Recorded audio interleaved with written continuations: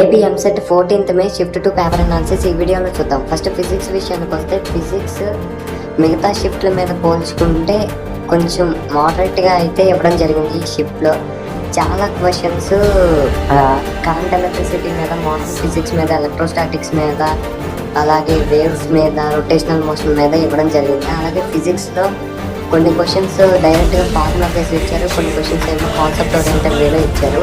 ఓవరాల్గా physics rating వచ్చేసరికి moderate ఉందని చెప్పొచ్చు. అలాగే మ్యాథమెటిక్స్ విషయానికి వస్తే మ్యాథమెటిక్స్ చాలా లెందీగా ఇవ్వడం జరిగింది, అలాగే టఫ్గా కూడా ఇవ్వడం జరిగింది. మిగతా షిఫ్ట్ల మీద పోల్చుకుంటే కొంచెం టఫ్గా లెందీగా ఇవ్వడం జరిగింది. ఓవరాల్గా మ్యాథమెటిక్స్ వచ్చేసరికి difficult, medium to difficult level అయితే ఉంది. కెమిస్ట్రీ విషయానికి వస్తే మిగతా షిఫ్ట్లో ఎలా అయితే ఇవ్వడం జరిగిందో సేమ్ అదే విధంగా ఇచ్చారు. డైరెక్ట్ ఎన్సీఆర్టీ బుక్స్ ఎవరైతే చదువుకున్నారో డైరెక్ట్ స్ట్రైట్ ఫార్వర్డ్ క్వశ్చన్స్ కెమిస్ట్రీలో అడగడం జరిగింది. కాబట్టి కెమిస్ట్రీ వాజ్ గుడ్ అని చెప్పొచ్చు. ఓవరాల్గా 14th May shift to paper analysis వచ్చేసరికి మోడరేట్గా ఉందని చెప్పొచ్చు. అలాగే రేపు జరగబోయే 15th మే షిఫ్ట్ 1 పేపర్ అనాలిసిస్ రేపు మధ్యాహ్నం మన ఛానల్లో అప్లోడ్ చేయడం జరుగుతుంది. కాబట్టి మన ఛానల్ సబ్స్క్రైబ్ చేసుకోండి. మన వీడియోస్ చాలా మంది చూస్తున్నారు కానీ మన ఛానల్ సబ్స్క్రైబ్ చేసుకోవట్లేదు. Please subscribe.